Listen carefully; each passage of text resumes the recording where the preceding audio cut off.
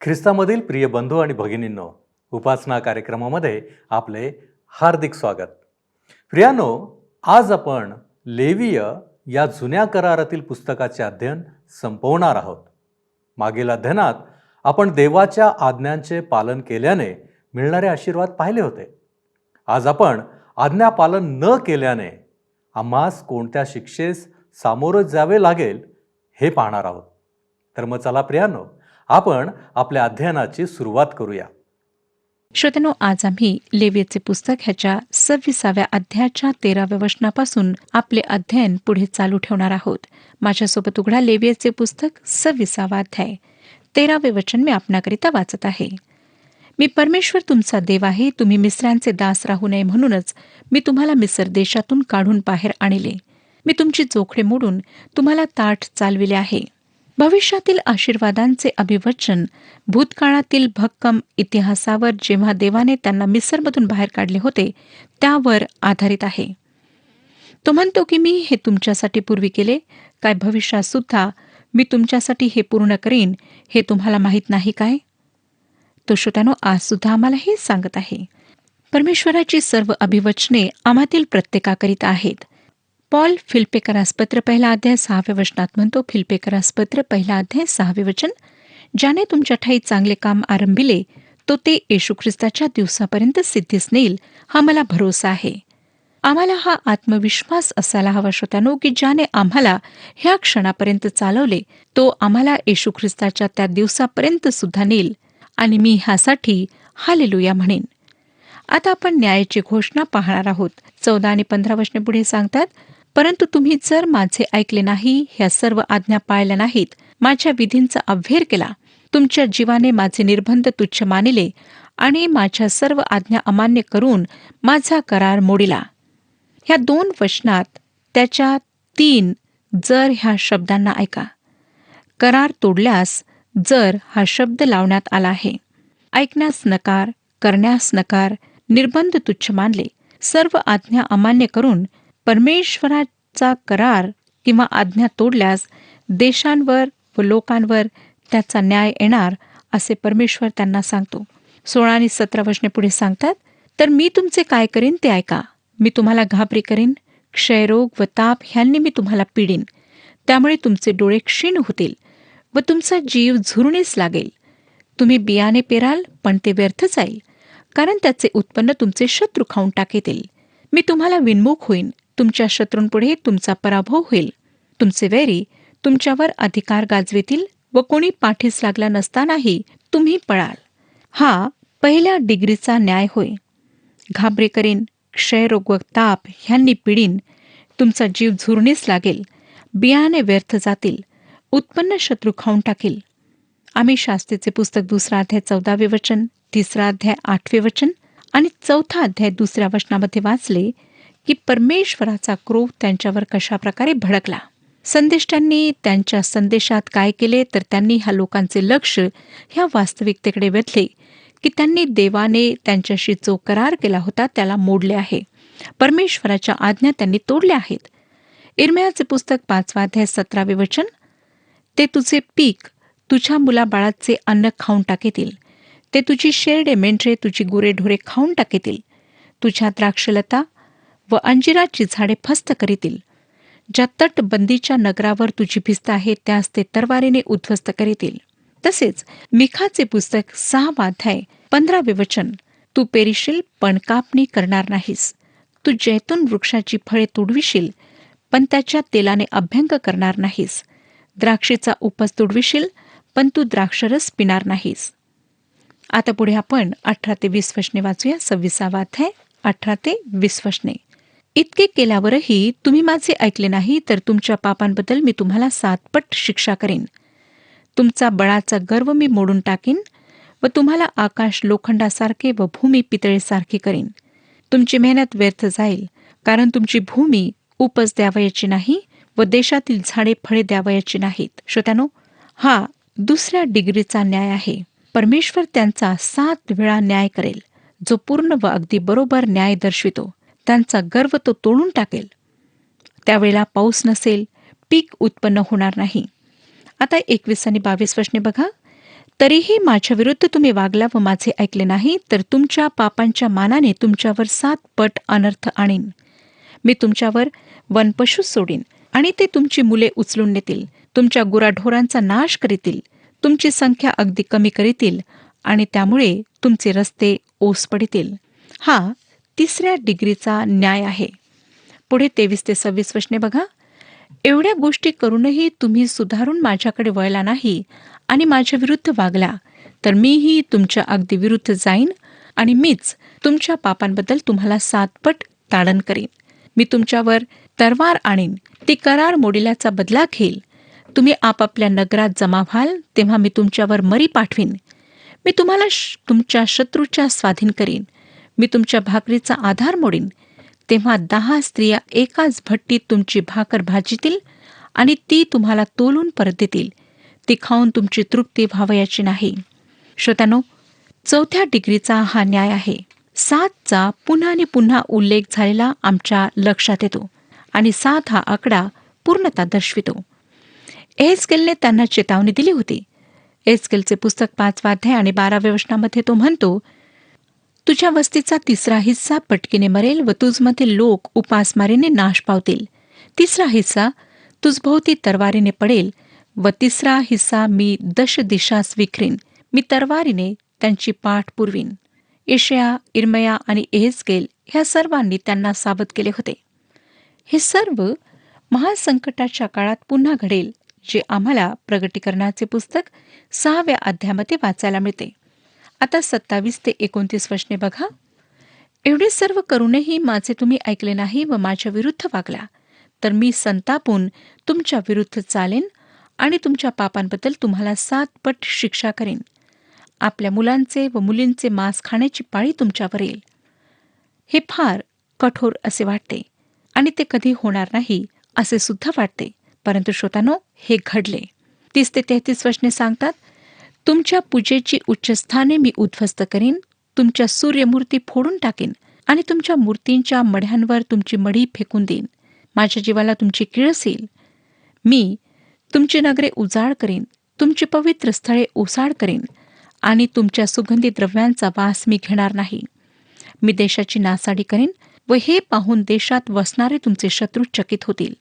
परराष्ट्रांमध्ये मी तुमची पांगापांग करीन. मी तरवार उपसून तुमच्या पाठीस लागेन. तुमचा देश उद्ध्वस्त होईल आणि तुमची नगरे ओसाड पडतील.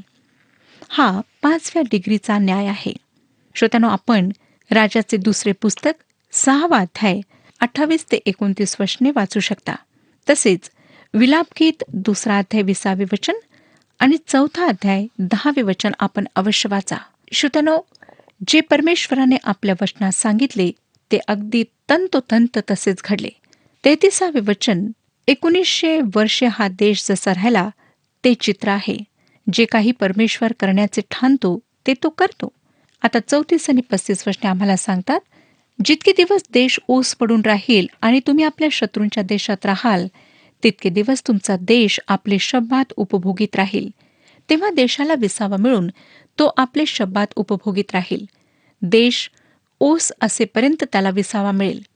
म्हणजे तुम्ही त्यात राहत असता तुमच्या शब्बातांनी मिळाला नाही इतका विसावा त्याला मिळेल. येथे ते बाबिलोनच्या गुलामीत का गेले ह्याचे कारण देण्यात आलेले आहे. 490 वर्षांच्या काळात इस्रायलांनी शब्बात पाळला नाही. ह्याचाच अर्थ 70 शब्बात दिवस त्यांनी मोडलेत. त्यांना वाटले काहीच होणार नाही, परंतु शेवटी परमेश्वराने म्हटले पुरे झाले.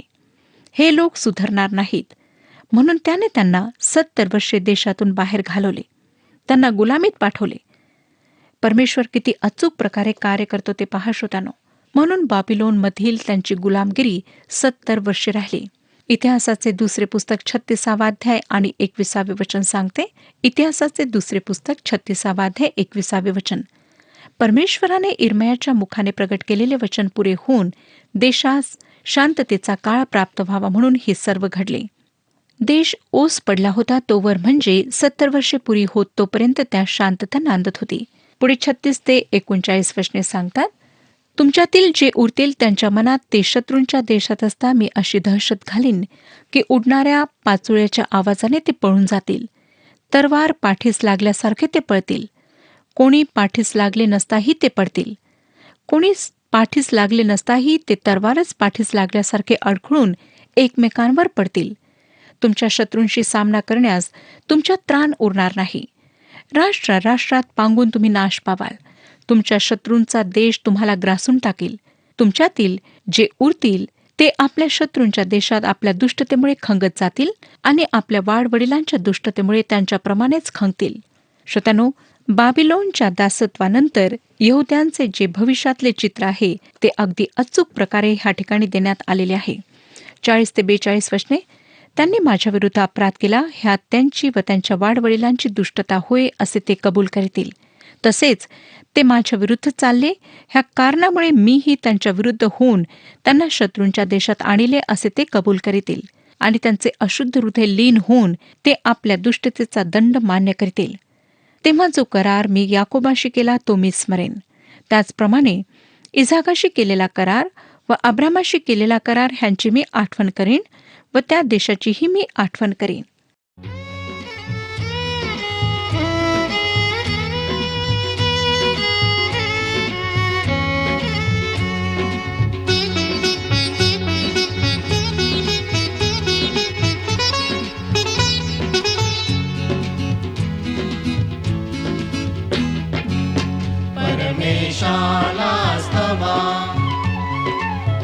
परमेशाला स्तवा निरंतर परमेशाला स्तवा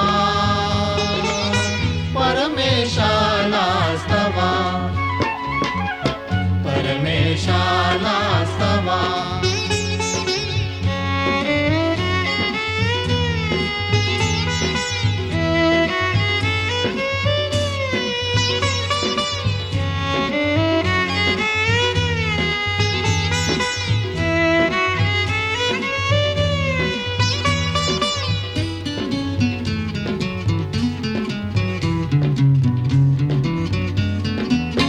नित्यतयाच्या पवित्र स्थानी जाऊन त्याला स्तवा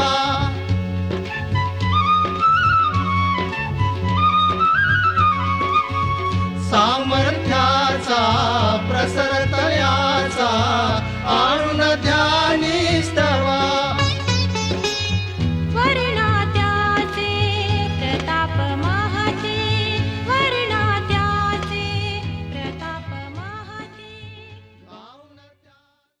भूतकाळातील त्यांच्या अपराधांमुळे इस्रायलांचा त्या देशाशी जो संबंध आहे तो समाप्त झाला नाही.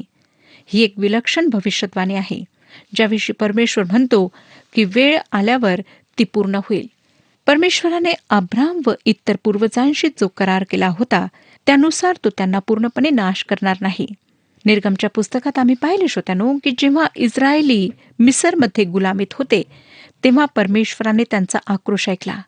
अब्राम, इसाक, याकूब सोबत केलेला करार त्याने स्मरण केला आणि त्यांना मिसरमधून त्या गुलामगिरीतून त्याने बाहेर काढले.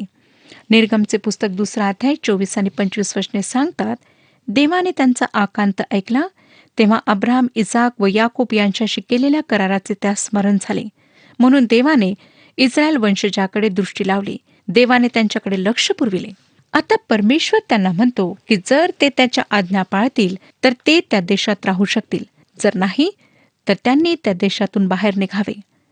देशातून बाहेर राहताना जर ते पश्चाताप करतील व देवाकडे परततील तर तो त्यांना पुन्हा वापस घेऊन येईल.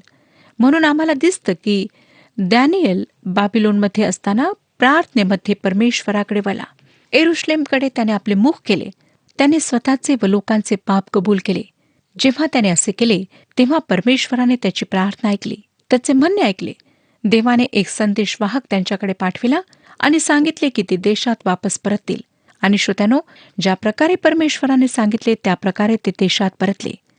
अजून सुद्धा त्या राष्ट्राकरिता परमेश्वराचा भविष्यासाठी उद्देश आहे, ज्याला भूतकाळातील न्याय समाप्त करू शकत नाही. आणि ह्याविषयी आम्हाला रोमकरास पत्र 11 अध्याय 1 ते 25 वचने सांगतात. रोमकरास पत्र 11 अध्याय 1 ते 25 वचने, इर्म्याचे पुस्तक 31 अध्याय 31 ते 34 वचने.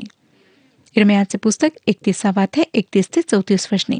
माझी विनंती आहे की आपण ही सर्व वचने स्वतः वाचावीत आता आपण 43 ते 44 वचने वाचूया. 26 अध्याय 43 आणि 44 वचन. त्यांच्या वाचून देश ओस पडेल आणि त्यांच्या वाचून ओस असेपर्यंत तो आपले शब्दात उपभोगीत राहील. त्यांनी माझ्या निर्बंधाचा अव्हेर केला व माझे विधी तुच्छ मानले, म्हणूनच त्यांच्या दुष्टतेबद्दल केलेली शिक्षा ते मान्य करतील. इतके झाले तरी ते आपल्या शत्रूंच्या देशात असताना त्यांचा समूळ नाश करावा व त्यांच्याशी केलेला करार अगदी मोडून टाकावा, एवढा त्यांचा मी नकार करणार नाही अथवा त्यांना मी तुच्छ मानणार नाही, कारण मी परमेश्वर त्यांचा देव आहे. हा पवित्र शास्त्रातील एक मनोवेधक शास्त्रपाठ आहे. काय हा भाग वाचल्यानंतर आपणाला असं वाटतं का की परमेश्वराचे ह्या राष्ट्रासंबंधाने कार्य संपले? ते संपलेले नाही. आता 45 आणि 46 वचने बघा. मी त्यांच्याकरिता त्यांच्या वाडवडिलांशी केलेल्या कराराची आठवण करीन, कारण मी त्यांचा देव व्हावे म्हणून मी सर्व राष्ट्रांदेखत त्यांना मिस्र देशातून काढून बाहेर आणले. मी परमेश्वर आहे.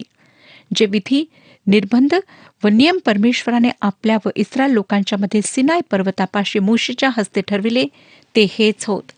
त्यांनी पॅलेस्टाईनवर परमेश्वराचा न्याय आणला, जसे आदमच्या पापामुळे संपूर्ण पृथ्वीवर न्याय ओढवलेला आहे.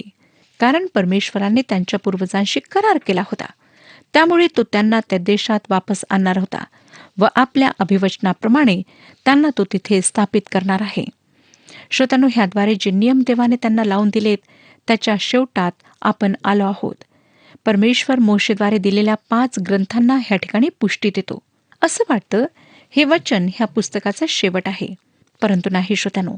परमेश्वर त्यांचे पुन्हा आणि पुन्हा झालेले पतन, त्याचा त्यांच्याप्रती विश्वासूपणा आणि शेवटला विजय ह्याकडे पाहत आहे. मोशे त्यांच्यासाठी अनंतकालीन आशीर्वाद देऊ शकला नाही, जरी तो मध्यस्थ होता. दुसऱ्या कोणाकडे पाहण्याची आवश्यकता होती. आणि योहान कृष्णवर्तमान 1 अध्याय 17 वचनामध्ये याचे उत्तर देतो. तो म्हणतो, कारण नियमशास्त्र मोशेच्याद्वारे देण्यात आले होते, कृपा व सत्य ही येशू ख्रिस्ताच्या द्वारे आली. आता आपण 27व्या अध्यायाकडे वळूया. ह्या अध्यायात सांगण्यात आलेले सर्व नवस ऐच्छिक आहेत, ज्यांच्या मागे आज्ञा, विधी व नियम आहेत. जेव्हा परमेश्वराने त्यांनी 1 पाऊल टाकावे अशी अपेक्षा ठेवली, तेव्हा स्वइच्छेने 2 पाऊल त्यांनी टाकावे हे निश्चित आहे. आणि हे धन्यवादी हृदयाचे प्रत्युत्तर आहे. तरी सुद्धा हे लक्षात घेणे महत्वाचे आहे श्रोत्यांनो, की देवाला वचन दिल्यानंतर ते पूर्ण करणे आवश्यक असते. पवित्र शास्त्रात हे अनेक वेळा प्रगट करण्यात आले आहे. स्तोत्रसंहिता 116 अध्याय आणि 12 वचन पहा. परमेश्वराने माझ्यावर केलेल्या सर्व उपकारांबद्दल मी त्याचा कसा उतराई हो. प्रेषित पौलाने त्याच्या काळातील विश्वासणाऱ्यांना रोमकरासपत्र 12 अध्याय 1 वचनात लिहिले, म्हणून बंधुजन हो, मी देवाच्या करुणेमुळे तुम्हाला विनवितो की तुम्ही आपली शरीरे जिवंत, पवित्र व देवाला ग्रहणीय यज्ञ म्हणून समर्पण करावी. ही तुमची आध्यात्मिक सेवा आहे. तो ह्या ठिकाणी विनवित आहे, आज्ञा करीत नाही. प्रत्येक साधारण विश्वासणारा देवासाठी काही करू इच्छितो. तो देवासाठी काही करण्याचे वचन देतो. परंतु सगळ्यात गंभीर समस्या आहे वचन देण्यासारखे काहीतरी सापडणे. एक तारण पावलेली पापी व्यक्ती देवाला काय अर्पू शकते? हा अध्याय ह्या प्रश्नाचे आम्हाला उत्तर देतो. एकदा नवस केला की मग ती आज्ञा होते. नीतिसूत्रे 20 अध्याय आणि 25 वचन सांगतं, हे पवित्र आहे असे उतावळीने म्हणणे व असला नवस केल्यावर मग विचार करीत बसणे हे मनुष्याने पाशात पडणे होय. प्रथम आम्ही विचारपूस करायला हवी आणि आम्हाला माहीत असायला हवे की आम्ही काय करीत आहोत. आपण ह्याविषयी सभोपदेशक 5 अध्याय 4 ते 6 वचने वाचू शकता. सभोपदेशक 5 अध्याय 4 ते 6 वचने. काही अभिवचन नमूद असलेले व काही सर्वसंग परित्याग असलेले नवस आहेत. वेळेअभावी हा संपूर्ण अध्याय मी आपणाकरिता वाचू शकणार नाही, परंतु माझी आपणाला विनंती आहे की आपण स्वतः हा अध्याय वाचा. जर आपण परमेश्वराकरिता काही नवस केला असेल तर परमेश्वर त्या बाबतीत आपणाला जबाबदार ठरेल. जर नवस केला आहे, देवाला वचन दिले आहे, तर ते पूर्ण करा. ते पूर्ण करण्याकरिता टाळाटाळ करू नका. 1 ते 8 वचनांमध्ये व्यक्तिसंबंधाने नवसाचा नियम सांगण्यात आलेला आहे. 9 ते 13 वचनांमध्ये प्राण्यासंबंधाने नवसाचा नियम सांगण्यात आलेला आहे. 14 आणि 15 वचनात घरासंबंधाने, 16 ते 25 वचनांमध्ये जमिनी संबंधाने. 3 गोष्टी ज्या परमेश्वराकरिता वेगळ्या ठरलेल्या आहेत, ज्यांना नवसामध्ये सामील करता येत नाही, त्यांना 26 ते 34 वचनांमध्ये सांगण्यात आलेले आहे. 1 आणि 2 वचने मी आपणाकरिता वाचत आहे. 27वा अध्याय 1 आणि 2 वचने. परमेश्वर मोशेला म्हणाला, इस्रायल लोकांना सांग, एखाद्या मनुष्याने परमेश्वराला मानवाचा विशेष नवस केला तर त्या मानवाचे मोल तू येणेप्रमाणे ठरवावे. व्यक्तिगत रूपाने जी एखाद्याकरिता मूल्यवान आहे अशा एका वस्तूला व्यक्तीला देण्याचा नवस करणे. आपल्याला आठवत असेल की दाविदाने जे त्याला देण्यात आले होते त्या सर्वाला परमेश्वरासाठी अर्पण केले. शमूएलाचे दुसरे पुस्तक 24 अध्याय आणि 24वे वचन सांगतं, राजा अखनास म्हणाला, नाही नाही, या वस्तू तुझ्यापासून मी दाम देऊनच घेईन. मी आपला देव परमेश्वर यास फुकटचे होमबली अर्पिणार नाही. आज श्रोत्यानो, आम्हाला स्वइच्छेने परमेश्वरासाठी दान द्यायचे आहे. आमचा देत असताना व्यवहार कसा असतो, कशी प्रवृत्ती असते, हे फार महत्वाचे आहे. आज आम्ही जे परमेश्वराला देतो त्यात आम्हाला काहीतरी किंमत द्यायला हवी. 3 आणि 4 वचने पुढे सांगतात, पुरुष 20 वर्षापासून 60 वर्षांच्या आतील असला तर पवित्र स्थानातील शकेलाच्या चलनाप्रमाणे त्याचे मोल 50 शकेल रुपये असावे आणि स्त्री असली तर तिचे मोल 30 शकेल असावे. एखाद्या व्यक्तीला परमेश्वरासाठी अर्पण केल्यानंतर अवश्य नसे की तिने मंदिरातच सेवा करावी, कारण ती सेवा अर्थात मंदिरातली सेवा लेव्यांसाठीच होती. त्याच्या सुटकेचे मोल जी व्यक्ती त्याला सोडवेल त्याला द्यावे लागत असे. ह्यालाच त्या व्यक्तीच्या मोबदल्याची किंमत म्हणतात. 20 ते 60 वर्षाच्या पुरुषाचे मोल अधिक असे, कारण ते जास्त काम करू शकत असत, परंतु स्त्रीचे मोल कमी असे. महत्वाची गोष्ट म्हणजे श्रोत्यानो, स्त्रीला देवाकरिता पूर्णपणे दिल्या जाऊ शकत असे. मला वाटतं ह्यावरून हे स्पष्ट होतं की इफ्ताच्या मुलीला मानवाच्या बळीच्या रूपात अर्पण करण्यात आले नव्हते, परंतु ती अविवाहित व देवाला समर्पित राहिली. काय आपण कधी देवाजवळ येऊन स्वतःला त्याला समर्पित केले आहे? काय स्वतःचे सर्वस्व त्याच्याकरिता समर्पित आहे? जर आपण असे करता तर निश्चितच आपण चांगले करता. आता आपण 5 ते 8 वचने वाचूया. 27वा अध्याय 5 ते 8 वचने. मुलगा 5 वर्षाहून मोठा व 20 वर्षाहून लहान असला तर त्याचे मोल 20 शकेल व मुलीचे 10 शकेल असावे. मुलगा 1 महिन्याहून मोठा व 5 वर्षाहून लहान असला तर त्याचे मोल 5 शकेल रुपये व मुलगी असली तर 3 शकेल रुपये असावे. पुरुष 60 वर्षाहून अधिक वयाचा असला तर त्याचे मोल 15 शकेल व स्त्री असल्यास 10 शकेल असावे. पण तू ठरविलेले मोल न देता येण्याइतका कोणी कंगाल असेल तर त्याला याजकापुढे उभे करावे आणि याजकाने नवसाच्या मानवाचे मोल ठरवावे. नवस करणाऱ्याच्या ऐपतीप्रमाणे याजकाने त्याचे मोल ठरवावे. सामाजिक दर्जा, पैसा किंवा सन्मान ह्याद्वारे किंमत ठरविण्यात आली नाही, परंतु वयोमानाप्रमाणे किंमत ठरविण्यात आली. काम करण्याची क्षमता किती आहे ह्यावरून किंमत ठरविण्यात आली. लक्षात घ्या श्रोत्यानो की परमेश्वराने किती विलक्षण रीतीने गरिबांकरिता कामाची व्यवस्था केली, जेणेकरून ह्या ऐच्छिक सेवेत त्यांना सुद्धा भाग मिळावा. योग्य व समान किंमत जी ते देऊ शकत नव्हते याजकांच्याद्वारे निश्चित करण्यात आली. ह्या ठिकाणी मानवाचा नवस करण्यासंबंधाने एक दुसरी लक्षात घेण्यासारखी गोष्ट आहे, ती म्हणजे सर्वसाधारणपणे मानवाच्या बाबतीत दुसऱ्या व्यक्तीकडून जर काम करून घेतले तर त्याला मजुरी द्यावी लागते. नवसाच्या नियमामध्ये हे उलट आहे. मानवाला परमेश्वराची सेवा करण्यासाठी द्यावे लागत असे. देवाची सेवा करणे खरोखर एक सुवर्ण संधी आहे. परमेश्वर म्हणतो, बदलू नये. जर आपण देवाकरिता काही करण्याचे ठरवले आहे तर त्यात बदल करू नका. आज आमच्यापैकी बरेच जण असे करतात. जेव्हा आम्ही देवाला वचन देतो तेव्हा देव त्याची दखल घेतो. लक्षात ठेवा की आम्ही खऱ्या परमेश्वराशी व्यवहार करतो. नंतरची वचने आपण स्वतः वाचा. श्रोत्यानो, नवसामध्ये अशुद्ध प्राणी चालत असे, परंतु त्याला अर्पण केल्या जात नसे. याजक त्याची किंमत ठरवी. नवस करणाऱ्याने तो सोडविला तर त्या ठरविलेल्या मोलात त्याने 1 पंचमांश भर घालायची असे. घराविषयी जो नियम आहे त्यामध्ये घर कुठल्याही व्यक्तीची फार मोलाची व पवित्र भौतिक संपत्ती असते. तो त्याचा नवस देवासाठी करू शकत असे. मला वाटतं ख्रिस्ती लोकांनी आपले घर, आपली लेकरे परमेश्वरासाठी समर्पित करायला हवी. तो आपल्या घरात राहू शकत असे व घराचे भाडे परमेश्वरासाठी आणीत असे.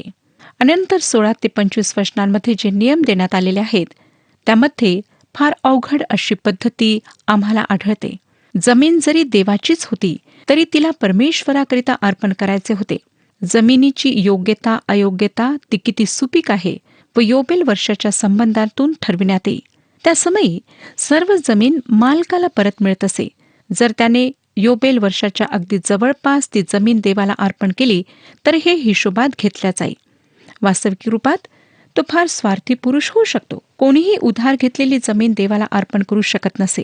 परमेश्वराला मानवाचे हृदय चांगल्या प्रकारे ठाऊक आहे. मानवाचा प्रथम वत्स व प्राण्याचा प्रथम वत्स परमेश्वराकरिता ठरलेला असे, म्हणून त्याला नवसामध्ये पुन्हा देऊ केल्या जात नसे. देवाचे अधिकार लक्षात ठेवण्यावर देवाने भर दिला. ज्या गोष्टी परमेश्वरासाठी आधीच समर्पित होत्या त्यांना पुन्हा नवसामध्ये देऊ केल्या जात नसे. श्रोत्यानो, दशमांश तिसरी गोष्ट आहे जो आधीच परमेश्वराचा आहे, ज्याला नवसामध्ये सामील करता येत नसे. ह्या वचनांद्वारे लेवीचे पुस्तक समाप्त होत आहे. ह्यावरून हे स्पष्ट होते की हा अध्याय पुरवणी नाही, परंतु ह्या पुस्तकाचा एक भाग आहे. नियमशास्त्राखाली परमेश्वर मानवाविषयी जो विचार करतो तो आहे. विश्वासणाऱ्यांनी परमेश्वराच्या कृपेबद्दल परमेश्वराला धन्यवाद द्यायला हवेत. तीताला पत्र 2 अध्याय 11 ते 14 वचने सांगतात, कारण सर्व माणसांना तारण देणारी देवाची कृपा प्रगट झाली आहे. तो आपल्याला असे शिकवितो की धन्य आशा प्राप्तीची म्हणजे आपला थोर देव व तारणारा असा जो येशू ख्रिस्त, त्याचे गौरव प्रगट होण्याची वाट पाहत आपण अभक्तीला व ऐहिक वासनांना नाकारून सांप्रतच्या युगात मर्यादेने, नीतीने व सुभक्तीने वागावे. त्याने स्वतःला आपल्याकरिता दिले ह्यासाठी की त्याने खंडणी भरून आपल्याला सर्व स्वैराचारापासून मुक्त करावे आणि चांगल्या कामात तत्पर असे आपले स्वतःचे लोक आपणासाठी शुद्ध करून ठेवावे. परमेश्वर आपणा सर्वांस आशीर्वाद देव. हा कार्यक्रम आपणास आवडला काय? आता आम्हाला एक मिस कॉल करा आणि आपण पुढील विजेता होऊ शकता.